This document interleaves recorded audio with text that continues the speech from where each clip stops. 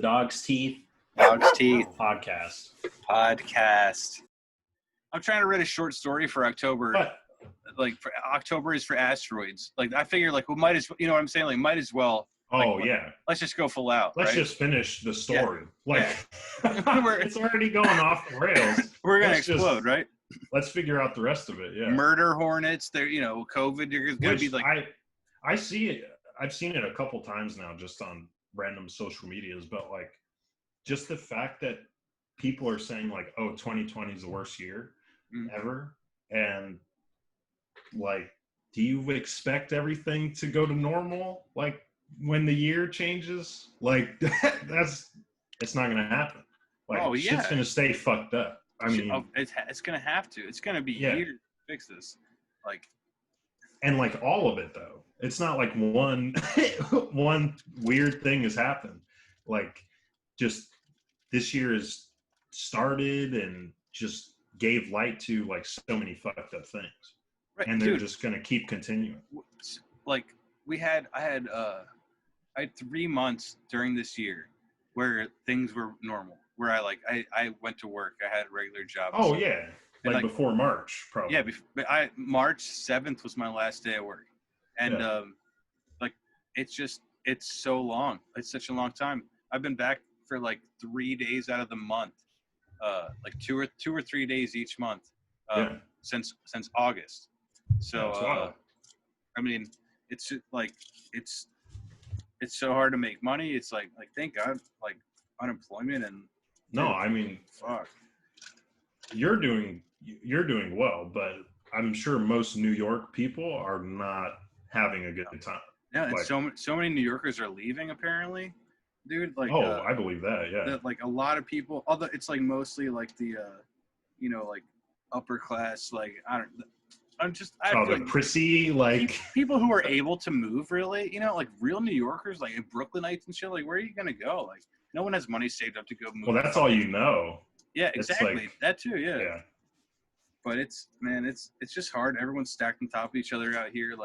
I've been when I do go into the city to go to work, it's everyone on the subway has the mask on, which for the most part, there's some assholes who are aren't doing that shit and whatever. But for the most part, people are being good about, and there's a lot less people on the subway than normally would be. So I think a lot of people are just not going to work, which sucks. People aren't making money when they still have to pay rent. But the subway's better because of that.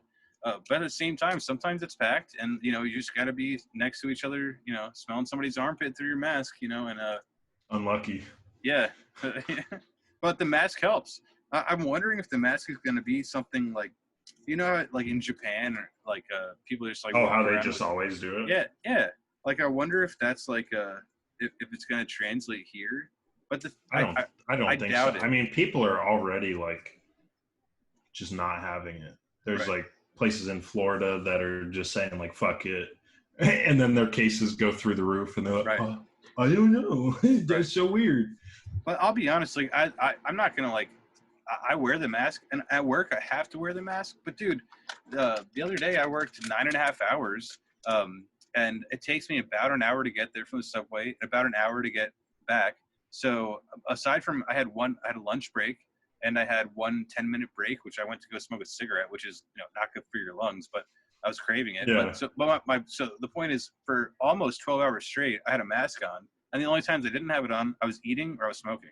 So smoking is my fault. But even if I didn't smoke, I was pretty much wearing a mask straight for 11 hours. If you take away all the other time, it's I mean, it's not convenient, but it's and I'm lifting heavy stuff. I'm doing freight work. It's it's hard to breathe. It's definitely harder to breathe through it, regardless. You're not going to die from it. It's nothing crazy like that. Yeah. But it does make it, and you sweat through it, and whatever. It's so I get people complaining about it, but at the same time, it's probably if you can do what I'm doing with the mask on, then you're fine. It's not. You're not gonna die. I feel the issue isn't people who work with the mask. People who have to work with the mask are already used to it. I have 5 masks. Yeah. I probably have 10 masks total, and I've lost 5 already. Mm-hmm. And Like, I don't give a fuck if I got to wear a mask to Right. go into a store, but a lot of people have a problem with it. Like, they just, 10 minutes of my life? Like, I don't want to do that. Those are the main people who don't Right. wear them. Right. Like, if I'm at work and I need to, like, breathe, I'll go in the back and take my mask off. Like, I'm not Right. putting other people at risk. Right. Right. But I also, the shit's on my face all day and I'm sweating. It's gross. Right. Like, dude, I'm going to take it down for a minute. Like, right. that's what I'm going to do. You have to. Okay. Oh, yeah. That is crazy though. That like you're there for an 8-hour shift, but the customer's coming in for, 20 minutes at the very most. Yeah. Pure scumbags. And I'm like required to ask people like, excuse me. And I'm polite about it every time. Like, I don't want to be a dick. Like, excuse me, do you happen to have a mask on you? No, I have a health condition. I don't have to wear one. You're lying to me. Right. Like, yeah, 100%. And they'll come up with, and those are the people that just keep going. And I'm like, oh my God, it's the worst. Yeah, I have severe anxiety with the mask. I've had it since I was 5. And I have a doctor's note. Bro, I don't need any of that. Right. You already lied to me and gave me the information I needed. Right. I'm going to leave you alone now. Let me leave. Don't also trap me and continue to lie to me. Right. It's just insulting. But so what do you do? You just let them go? If it's like one of those people? If they claim to have a medical condition, I can't do anything about it. Yeah, that's so weird. They're just allowed to be in the store. And it's because businesses don't want to, well, some businesses. Because some businesses will say, like, we're not going to serve you. But then other companies want to, I don't know, they don't want to get rid of that customer base, I feel like, because the country is pretty divided on it. There's a surprising amount of people who, like, give a fuck about wearing a mask. Right, yeah. Like, it's insane. Sure. They're my rights. I get it. Insane. That's insane, especially out there. And companies don't want to lose those customers, right? Because they don't give a fuck what they believe. It's all money. Those customers are money. So just shop in my store. Lie to my workers, as long as I'm getting your money. Right. Yeah. Dude, it's so weird. It's like, I get all that though. It's like the business politics, whatever. But like, it's just the way everything's set up. I mean, I can't be surprised by anything. Like, people are mad about all this politics shit. I was never raised with like a positive view for politicians. Right. Yeah. Nobody was ever like, oh, this guy's doing great. He's really for the people. Right. It's like, no, they want money. Like, they're going to not do what's best for the collective. Like, that's just how I've always viewed politics. I don't know. Yeah, no, I do. I was raised the opposite of that, but like as an adult, like when I was like, oh, this is how it works. Like, you realize that. Like, I mean, it's just a huge scam. Right. Yeah. Yeah, I mean, literally. I don't want to beat around the bush about it. Right. It's like a used car salesman. Like, they sell you lemons. Like that's like a politician is like, oh yeah. It's every single thing is a lie behind a lie underneath like a kernel of truth that's twisted from a lie. So it's like, okay, whatever. You just have to find the guy who like sounds the nicest, basically. That way you can at least like maintain like the mirage of like, we're peaceful, whatever. Because like that's my fear with Trump is like, aside from the stuff he's doing, whatever, like he makes us look dumb to the rest of the world. Like, that to me is a big concern. That's a huge, if he has huge implications. Yeah.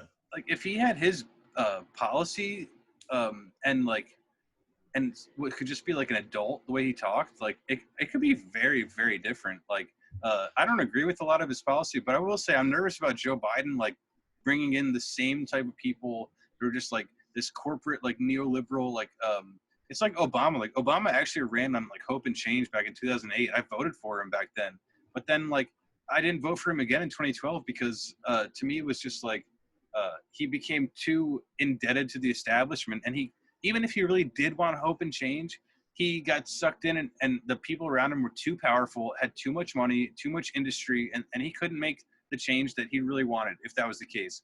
Or he got bought out, or he sold out, whatever it is, I don't know. But like, I see that for Joe Biden, and Joe Biden's been in politics for 40 something years, and like, I'm from Delaware, and like, a lot of the stuff he's done is like not been really all that great, like the '94 crime bill, like the MBNA, like all the credit card like bullshit he did with his other brother, and like, I don't know, just shady stuff that, and he's weird with like women, and he like smells them. Whatever. That's a whole other thing. That is nuts. It's weird. It's just weird. I get it. Maybe it's affectionary. I don't know. I don't know. It's a little too much. It's weird that people are willing to not like mention it. Yeah, that's like out of people hate Trump so much that they don't care who replaces him, just replace him. Which, right. When it comes down to this guy who's like, he's squeezing a little girl in like a very odd place. Nuts. You know, insane. I don't know. So yeah, there's. They're both just scum. Well, okay, maybe not scum, but they're both just politicians. I mean, they're gonna be in there. They're gonna talk about a whole bunch of shit they're not gonna do. Right. They're like, it's all just the facade. And right. Well, that's what I was saying. Like, my problem is like, Trump has like right now, everyone's like, the main thing they can say about Biden is like, well, Trump doesn't listen to science, so at least Biden will bring people in and will listen to reason. And I do believe that's true. But what I'm worried about is the people he brings in are the exact kind of people that were forced upon Obama, who were like, you know, Citibank or like Citigroup members and stuff, and like, you know, Wall Street executives. Like, these people benefited by like, you know, stealing the country basically, and like, Obama kind of like allowed it to happen based on the promises and like the allowances that they offered or whatever. And like, I feel like Joe Biden's going to be in the same camp, and at the same time, Trump is benefiting those people. Like, but someone just said on The Hill, The Rising, like Crystal Ball, I watched that show. Like, they're really good for political commentary. And she was saying like, you can judge a lot about a person based on their enemies. And the fact that like, you know, a lot of these big like Wall Street executives and things like that really dislike Trump is indicative that like, oh, well, that means Joe Biden's probably a good pick, right? Like, sorry, reverse. That means like Trump is actually like a good guy. Like, if all these Wall Street executives hate Trump, you know, it's like the enemy of my enemy is my friend, so I should vote for Trump, right?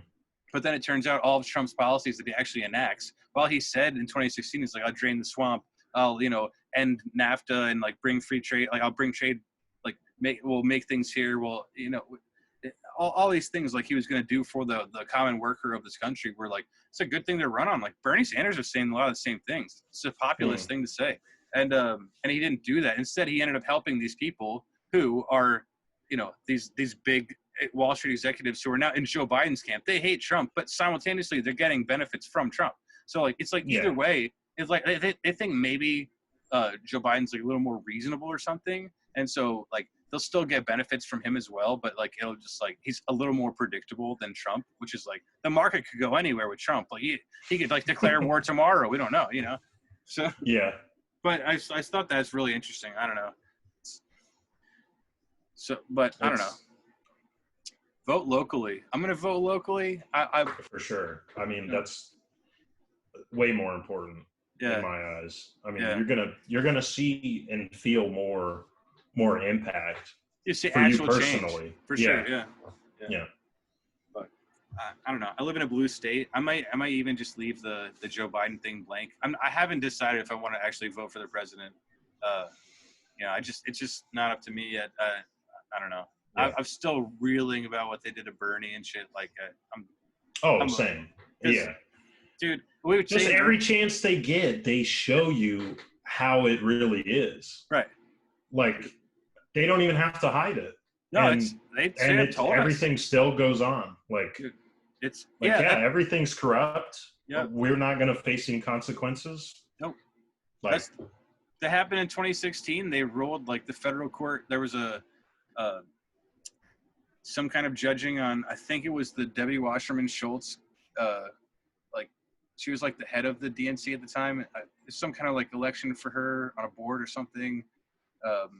Or it was about Bernie, and I'm confusing the two. But either way, there was a lawsuit about it, and the ruling was basically like, well, it's technically a private organization, like the DNC is technically private, so they're allowed to break their own rules if they want. So it's not really an illegal, like they were like, it's not an illegal offense. So that's basically the ruling was like, well, it's kind of like, you know, they made the rules to their own game, and then they broke their rules to their own game, but it was their own game, so it's okay.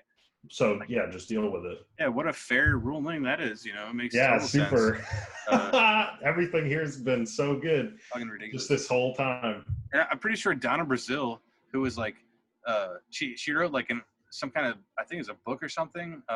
This is all hearsay, and I'm pretty sure this is the right name, but she wrote a book exposing the collusion of the DNC behind getting rid of Bernie Sanders in 2016 to like steamroll him and, you know, make him less credible.